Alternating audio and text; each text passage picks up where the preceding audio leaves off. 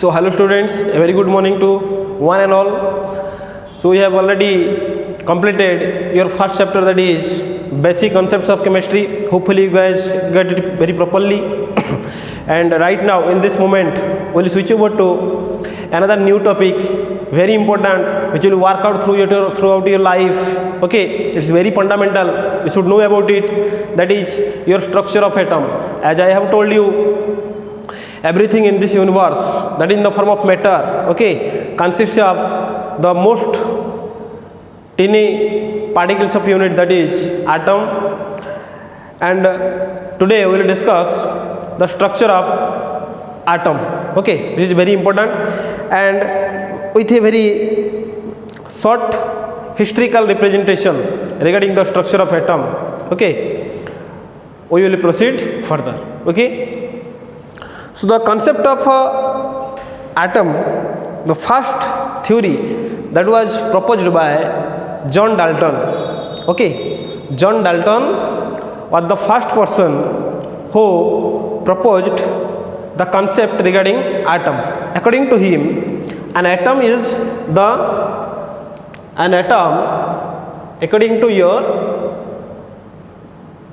according to John Dalton, an atom is invisible,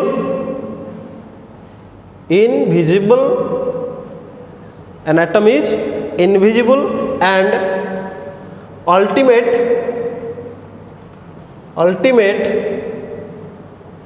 particle which cannot be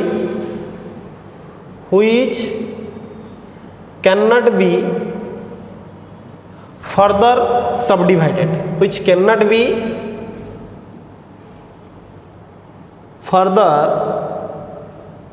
subdivided, okay, means you can't cut an atom, you can't divide an atom.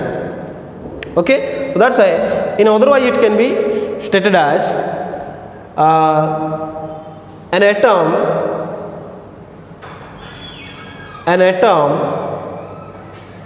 is hard, dense and indivisible particle of matter.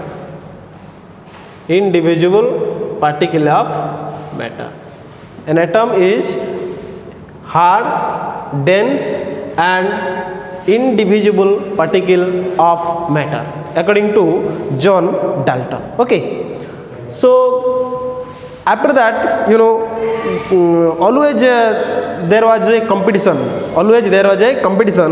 among the scientists. Okay, suppose someone provide any information, then lots of scientists are behind him, okay, to depress him, okay, and proceed over him. Okay, so whatever concept that was given by John Dalton, that atom, you can't divide an atom. Okay, so it is the smallest particle of matter which you can't divide further.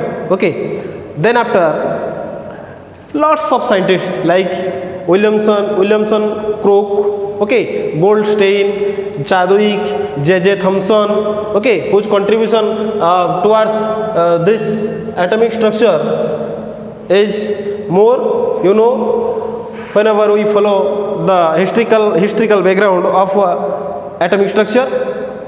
So lots of scientists have done lots of research regarding atoms. So after that means, you know, I don't need to discuss everything over here. You know, there was the discovery of electron from cathode ray experiment, and this cathode ray experiment was started by William Crook first, and the conclusion that was also drawn by another scientist, that is your J.J. Thomson. Okay, so J.J. Thomson discovered your electron through cathode ray experiment, and his co-worker was William Crook. Okay, so after the discovery of electrons, then Goldstein, who discovered proton, okay, and Chadwick, who discovered neutron. So lots of subatomic particles were found inside atom. That's why the concept that was given by John Dalton get failed, that atom is not indivisible, rather it is the divisible particle of matter. Okay, so After lots of research, it has been observed that an atom is divisible and it consists of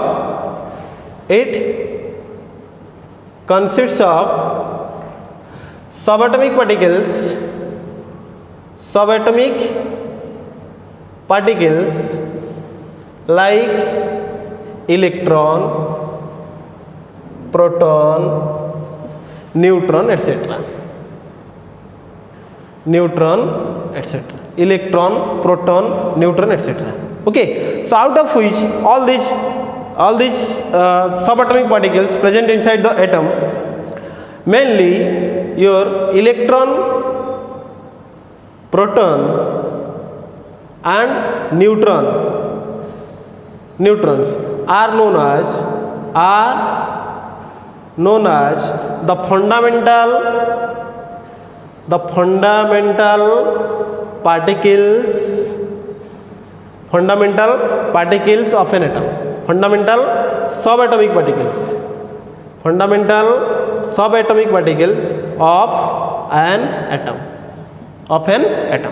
Okay, so you have to remember this electron, proton and neutron mainly we consider in this chapter.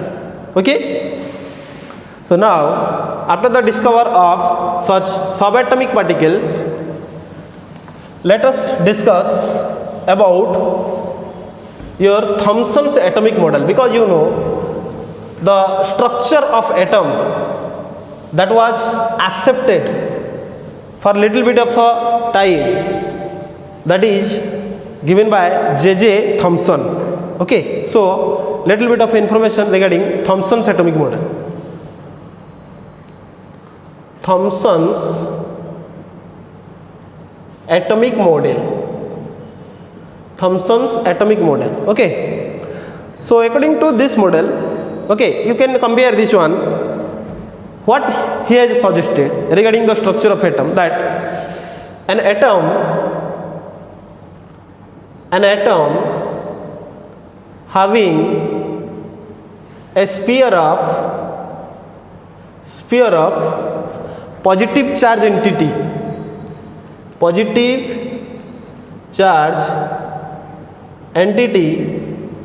inside it and electrons are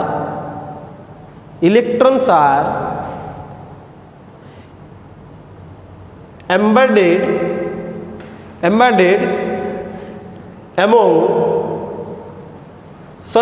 among such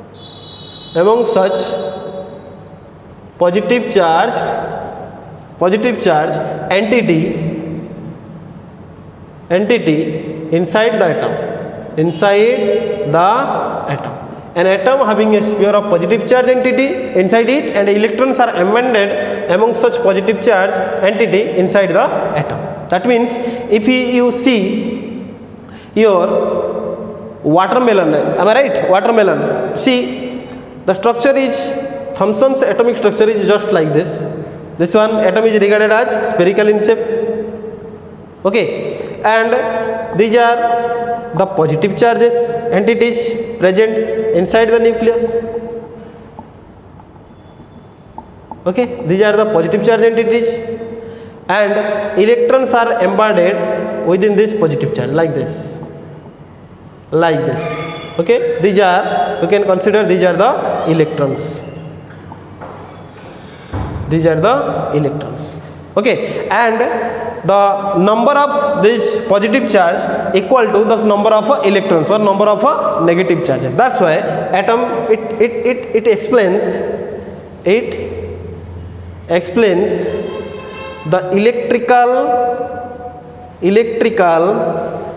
neutrality of an atom. Thomson's model successfully explains that why atom is neutral, because the number of electrons present here okay, is equal to number of protons. That's why atom is neutral.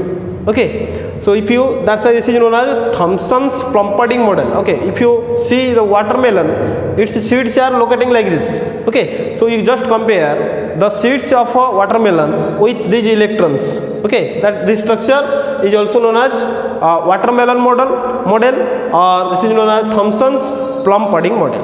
Okay, so what is the demerit behind this? The demerit was like this: it can't explain further innovative experiment, you know, that was given by Rutherford. So metal foil experiment. Okay, it cannot explain the metal foil experiment. Okay, so this model fails to explain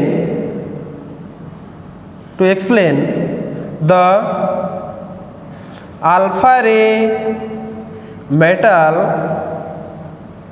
foil experiment.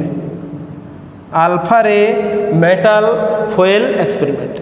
Okay, so now we will discuss your alpha ray scattering experiment that was given by Rutherford.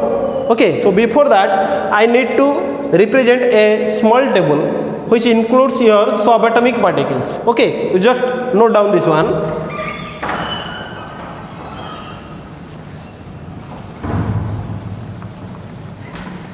So I need to represent that shortened representation of subatomic particles. You just see first one, that is particles.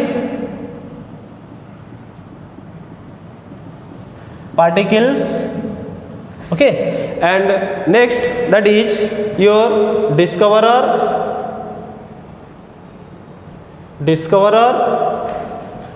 Next that is you can compare mass, and then that is charge.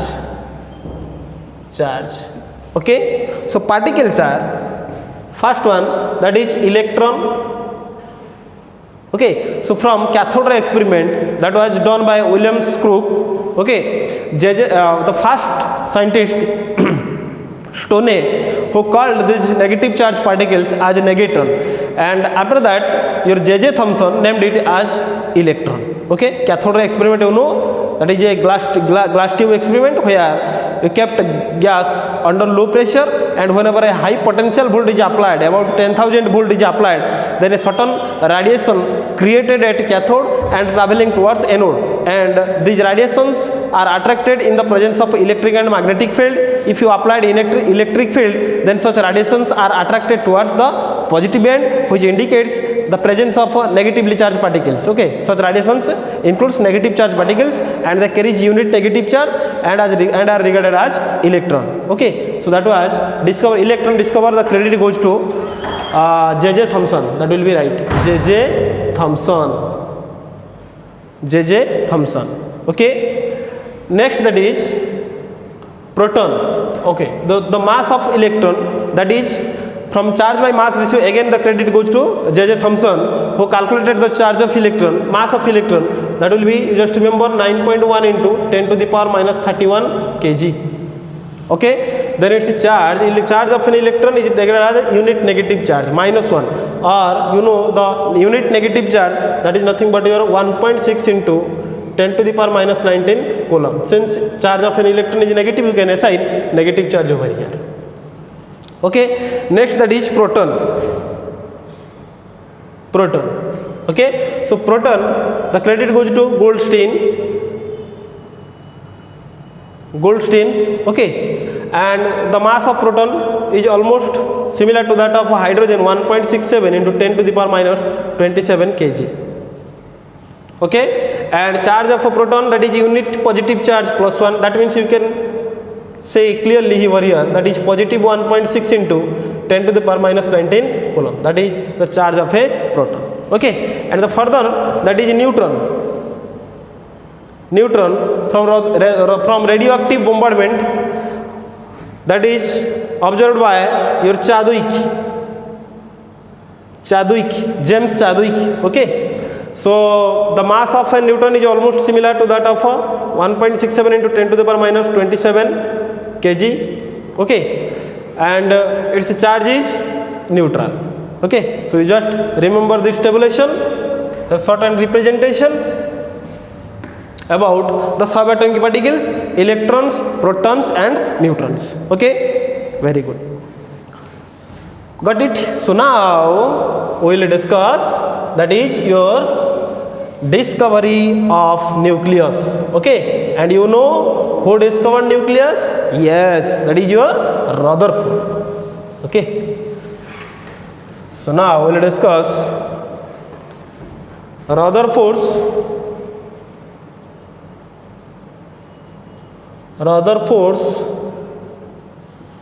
nuclear model of atom. Rutherford's nuclear model of atoms. Okay, or you can say alpha ray experiment. Alpha ray experiment. Alpha ray experiment. So what he do? First one we need to discuss. First one, that is experimental setup. Okay, so first one, that is experimental setup. Experimental setup. So what he did? First he took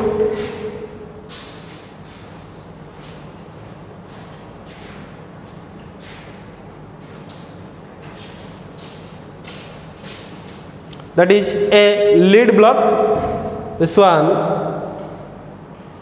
lead block. Okay, so within this lead block, what he took? Any radioactive material. You can consider polonium or radium, no problem. No problem. So students, what he took a lead block. Okay, and inside this lead block he had taken a radioactive material. You can consider radioactive means which sending out mysterious radiations, energetic radiations are emitted by those elements. Okay, so this one you can consider radium or polonium. Let's say this one is polonium, this material, this is polonium. Okay, so the radiations coming from this radioactive element, okay, like this, lots of radiations, lots of rays are coming from it. So we need a very fine narrow beam. Okay, so we need a very fine narrow beam. That's why this beam is allowed to pass through a slit. This slit also made of in lead.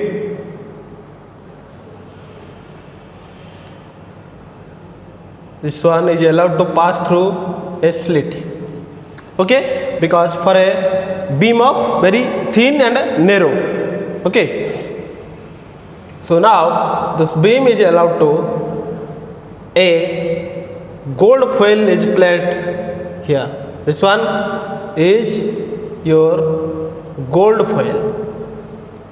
Okay, then and behind this gold foil a zinc sulfide photographic plate is connected. So here this screen is called ZNS screen, zinc sulfide screen. Okay, so this was about the experimental setup. Okay, so what he observed, that after passing through this slit, okay, most of radiations, most of this alpha rays, these rays is your alpha rays. And you know this alpha rays consisting of particles. These particles are your doubly charged helium-2 plus 4 charged ions. Okay, helium plus 2 ions, helium doubly charged helium ions. Okay, so these alpha particles are He2 plus ions, because you know helium after the loss of 2 electrons, He2 plus 2 electrons, these He2 plus ions are your alpha particles. So definitely these particles carry positive charge. Okay, so whenever such radiations after passing through this slit and allowed to fall over gold foil, then what they observed, okay, what your Rutherford and its co-workers observed, they observed most of radiations passed through this gold foil without any deviation, So these are, I can say over here, lots of particles are found here. Lots of particles are found here. So lots of particles are found here means more number of alpha particles passed through this gold foil without any deflection. Okay. Then few particles deflected through moderate angle like this. Okay. So few particles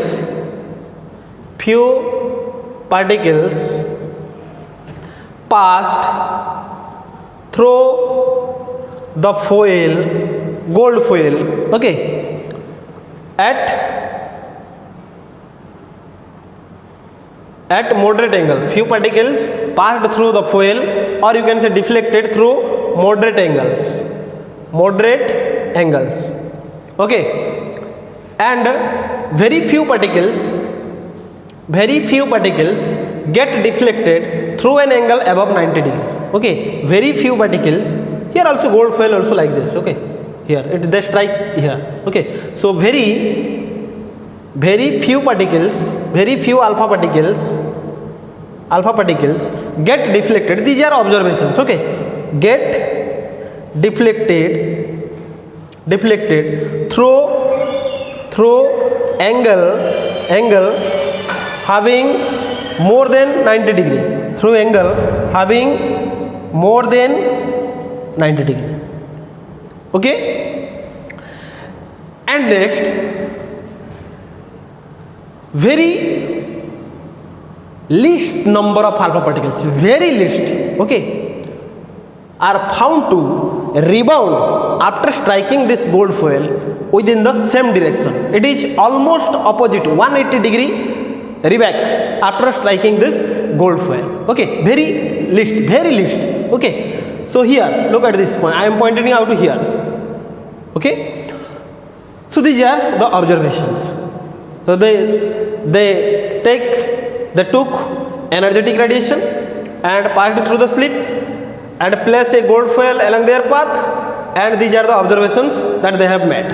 Okay, so now why they have considered this gold foil, I am saying. You see, since this one is an energetic radiation, alpha particles are energetic particles, they are traveling with high speed velocity.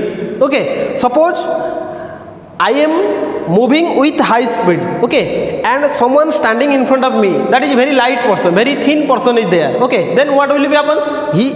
I will throw him here and there.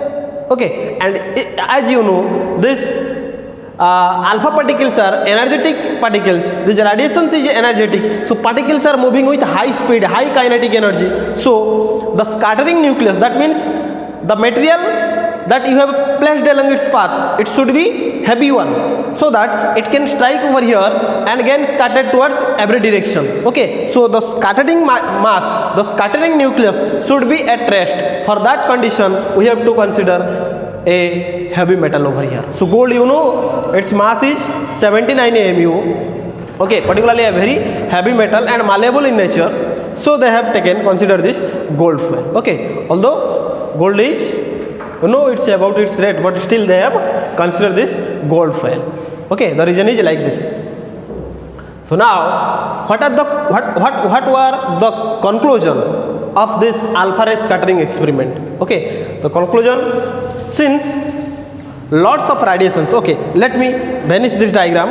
Okay, and since we are considering its conclusion, so let us represent a more precise diagram like this. So you clear about its experimental setup and what they had observed. Okay.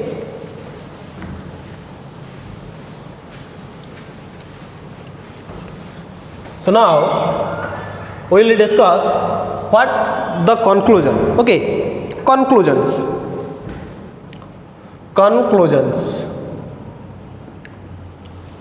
Okay, you see, Suppose these are your alpha particles. These are alpha particles. Alpha particles means doubly charged helium ions. Doubly charged helium ions. Each one doubly charged helium ions. Doubly charged helium ions. Okay. So since I have considered gold foil, so there are gold atoms definitely there. So let's say these are gold atoms.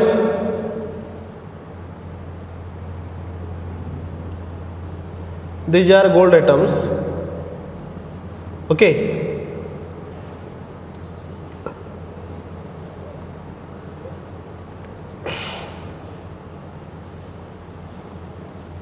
Let me do it first, then the concept will be clear.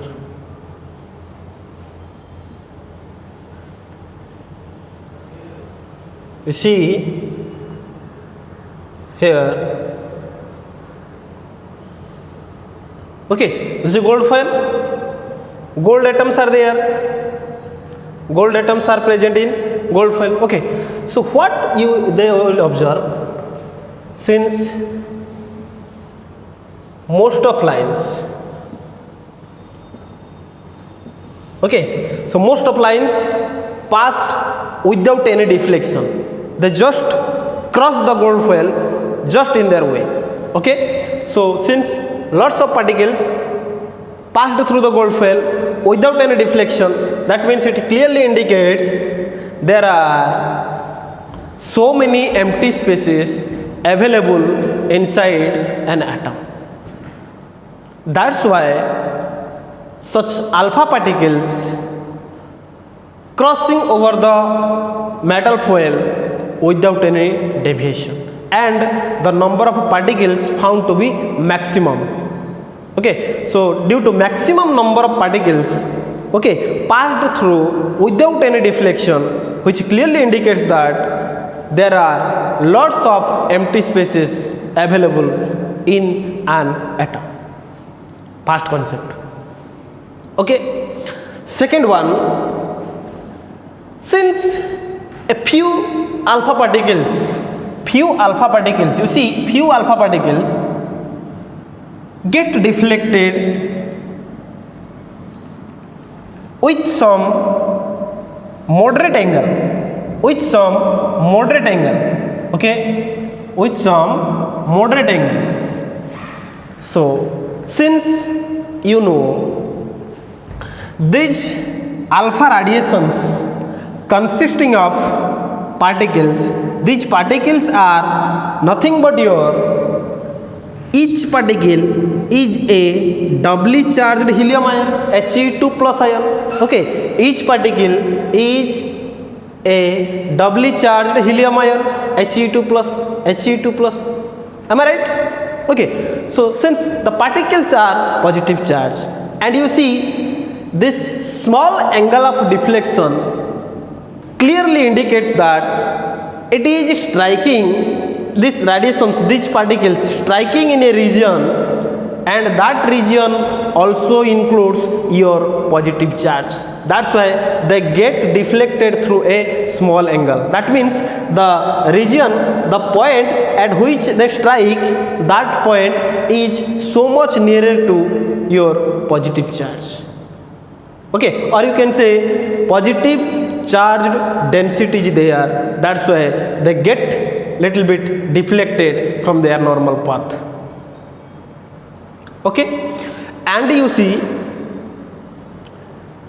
a very least number of particles.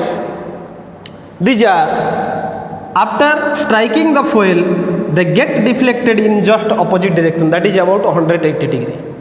Okay, just coming like this, striking the plate and just back, and the number of particles is very less.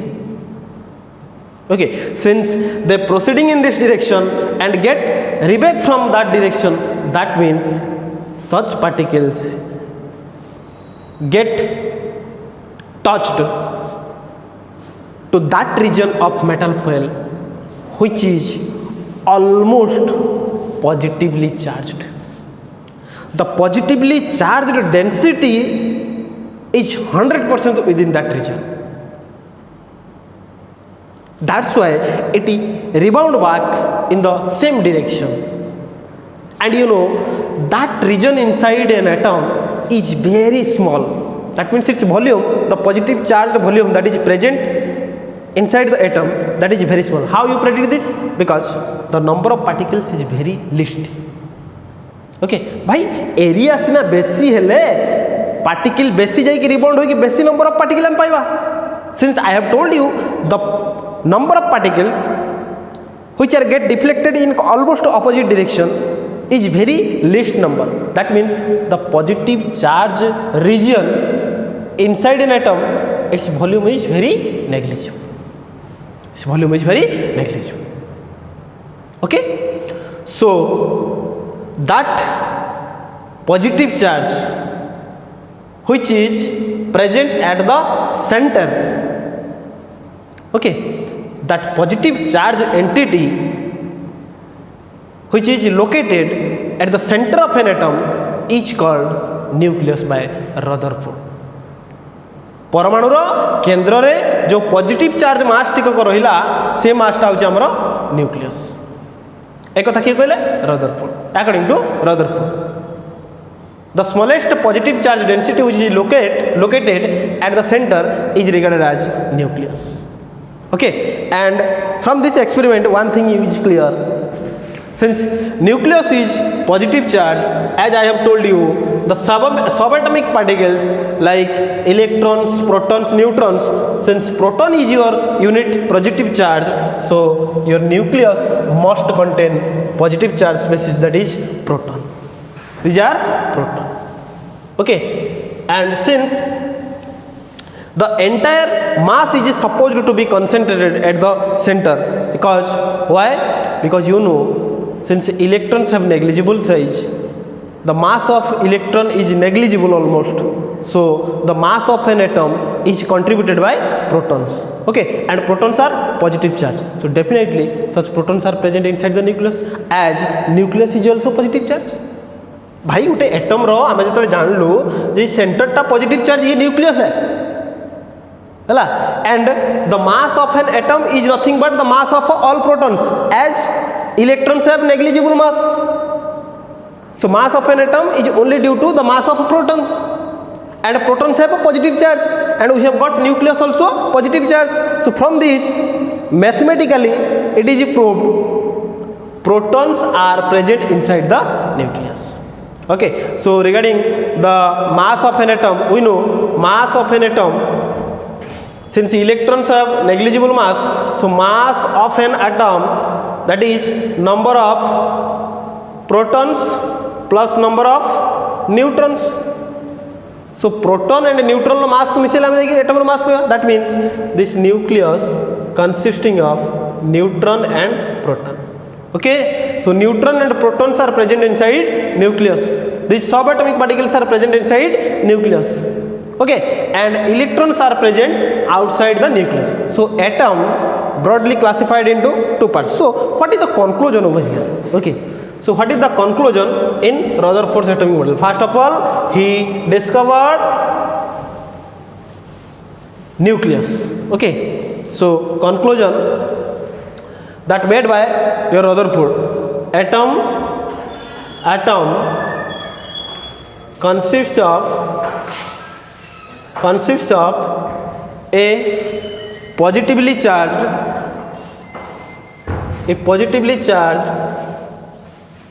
mass located at center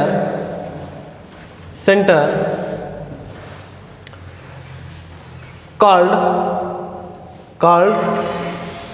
nucleus. Okay, and nucleus contains neutrons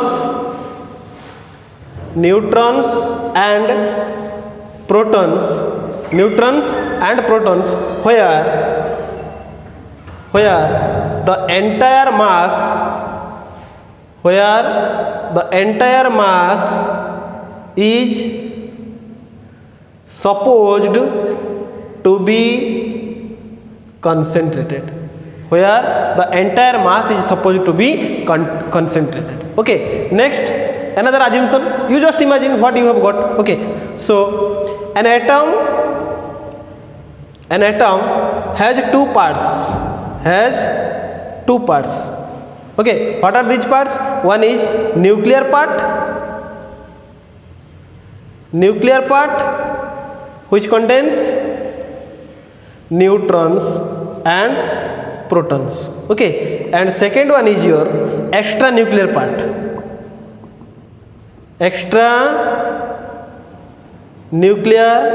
part, okay, where your electrons are present, okay. So after that, what the assumption made by Rutherford, that atom has a positive charge core at the center, where electrons are revolving around the nucleus in circular paths. Okay, Rutherford also concluded that is, he also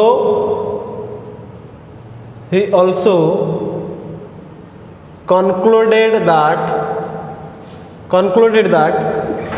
an atom has a small positive charge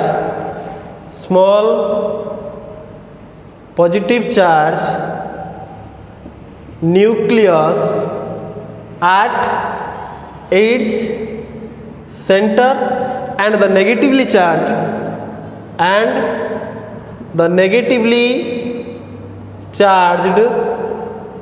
electrons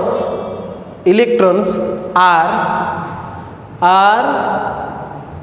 revolving around it in circular path.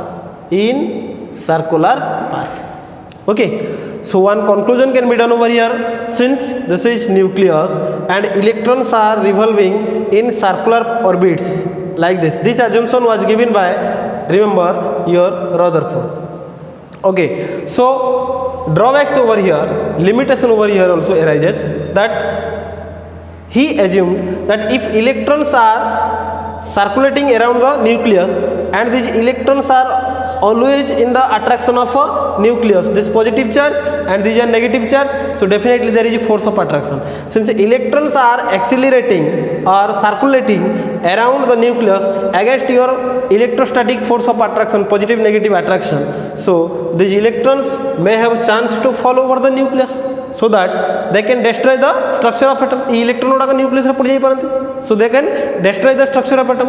But your classical mechanics, what it said, that whenever electron is accelerating around nucleus, this is your force of attraction towards the nucleus. Suppose I am considering about this electron has force of attraction towards nucleus, and this electron also correspond to some centrifugal force. That is centrifugal force, whenever anybody is moving around in a circular path, then two forces interacting. One force, that is characteristic force, that is centripetal force, that is acting towards center. This one is centripetal force, and this one is centrifugal force, that is acting outward. If something is here is force of attraction, here is force is outward, here force is outward, here force is inward, so this electron will be situated at a particular position. Okay, that's why it never fall back over nucleus. Okay, so discovery of nucleus was made by your Rutherford. Okay, clear? So now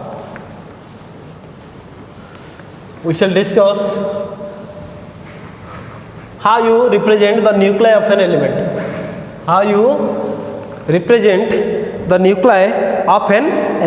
Okay, so the representation is very easy.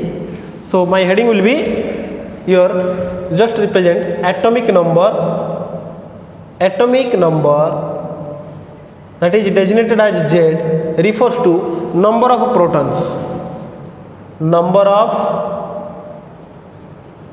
protons, okay, and you can consider also number of electrons for neutral atom, okay. Next, that is atomic mass that is represented as A, okay. So A, that is your number of protons plus number of neutrons, okay. So the general representation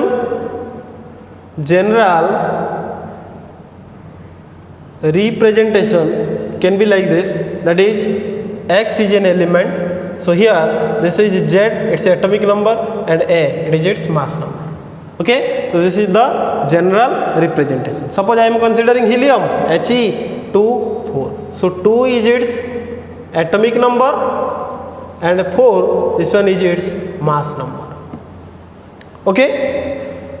So again you remember here, number of neutrons that is equal to A minus Z, mass number, difference of mass number and atomic number, that will be number of neutrons, okay. Now let us discuss what do you mean by isotope. I have told you isotopes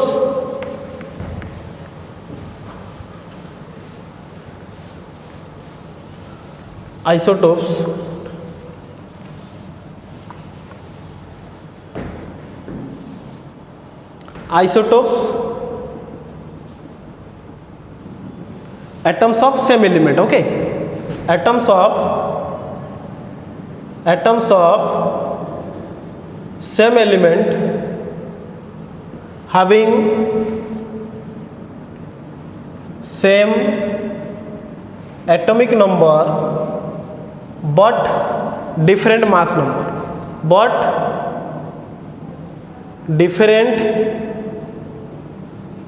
number, okay. For example, if you consider hydrogen,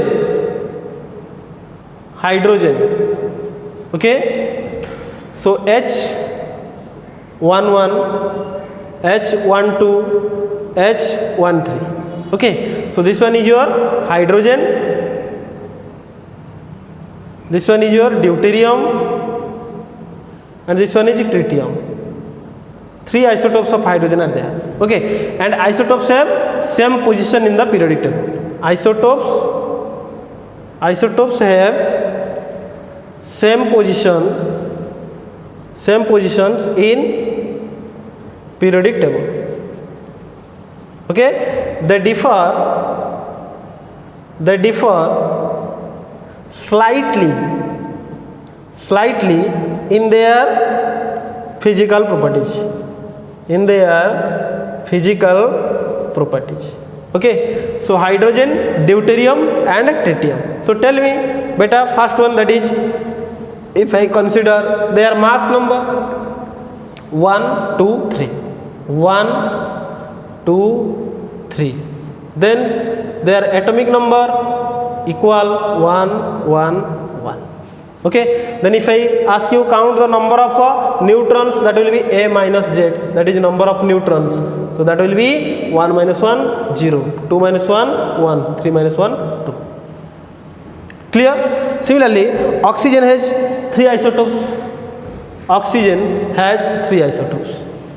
I can replace this hydrogen and oxygen, okay. Oxygen has 3 isotopes, O8, 16, O8, 17, O8, 19, 18, 16, 17, 18, mass number 16, 17, 18, okay. Z, that is 8, 8, 8. Calculate number of neutrons, A minus Z, 8, 9, 10, okay. So these are called isotopes. Clear? Next, isobars. After isotope, we should focus to isobars. Atoms of different element. Atoms of different element. Atoms of, I replace this same isobars. Isobars. Okay. Atoms of different element. Atoms of different element. Okay. Let me write it again. Isobars. Isobars. Atoms of different elements. Atoms of different elements having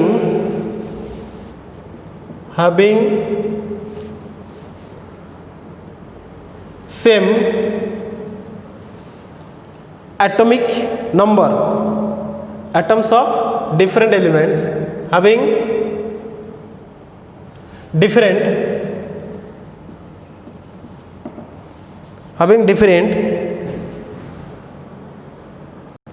same atomic number and different mass number. Having different mass number, having different atomic number but same mass number. Example: argon, potassium, calcium. Okay, so 18, 40, 19, 40, 20, 40. Okay, these are same mass number but different atomic number. These are isobars. Accordingly, you can calculate number of neutrons: 40 minus 18, 40 minus 19, 40 minus 20. Here number of neutron will be 20. Here number of neutrons will be 40 minus 19, that will be 21. Okay, so here that will be 22. ठीक, these are the number of neutrons. Okay, next, that is after isotopes, isobars, next there is a term that is called isodiaspheres. Okay, isodiaspheres, species having equal neutron minus proton. Okay, neutron proton difference, having equal this difference, neutron proton difference. Okay, for example of this category, I can consider isodiaspheres. This species like suppose I am considering here isodiaspheres, means same number of neutron proton difference will be same. Okay, so for example, suppose potassium, okay, and fluorine you can consider. Okay, potassium 19 and its mass number is 39. Okay, 39, and fluorine 9 atomic number and its mass number, that is 19. Okay, mass number of fluorine, that is 19. Here you see neutron proton difference. Here number of protons, NP protons, that will be 19. Okay, correspond to its atomic number. Number of neutrons, that is here 39 minus 19, that will be 20.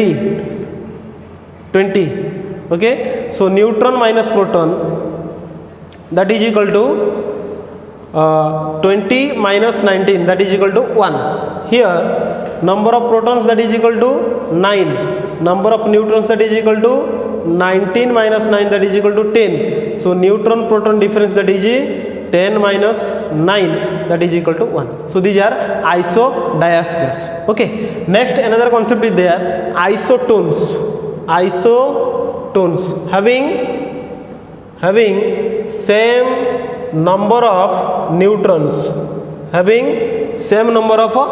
for example carbon, nitrogen, okay,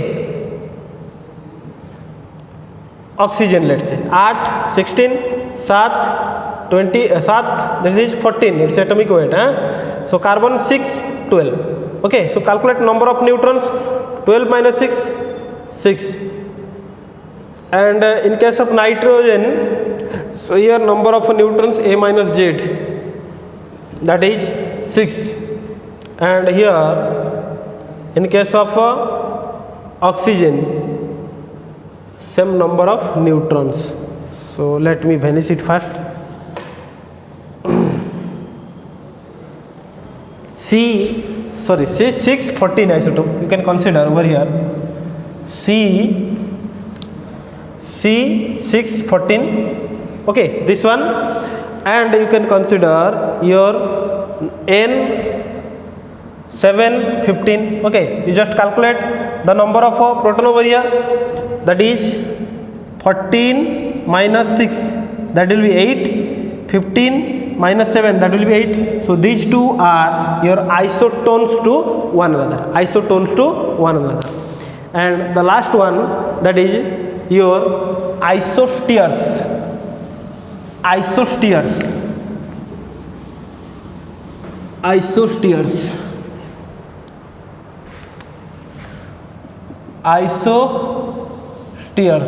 Okay,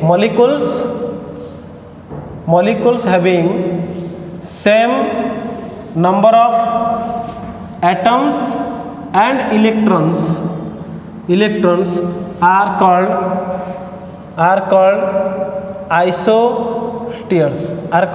isosteres. Okay, species like, let's say, CO2 and N2. In each molecule, here number of atoms, that is equal to 2 plus 1, that is 3. Okay, and here number of atoms, that is 2 plus 1, that is 3. Okay, so now if you calculate number of electrons, for carbon number of electrons 6, atomic number 6. Okay, so here for 2 oxygen atoms, that will be 8 into 2, that will be 16. Okay, so that will be 22 electrons. Okay, so here for 2 nitrogen atoms, that will be 2 into 7 plus 16, that will be 14 plus 16, that will be how many electrons you just calculate? Nitrogen 7 into 2, 14 plus 16, that will be 30. So here 16 plus 6, that will be 22. CO2 and N2, 22 electrons each, you see, that will be 2 into 7 plus 8 plus 8. Okay, so 22 electrons and here 22 electrons. So these two are your isosteres to one another. Okay, so today we will discuss a few historical background regarding atoms and its discovery of subatomic particles, and then briefly explained the discovery of nucleus by Rutherford, and then few terminology like isotopes, isobars, isosteres, isodiaspheres, all these things. Okay, so now I am providing you a numerical, you just do it. Okay, we'll discuss in next class. So the numerical is, let me write down this numerical first. So students, you just do these 2 questions. Okay, which one of the following represent isotones, you have to choose. Okay, I have given you, and select the wrong combination among the following. Okay, so right now we stop here and we'll see in next class. Okay, so thank you for your kind attention. Okay, bye bye.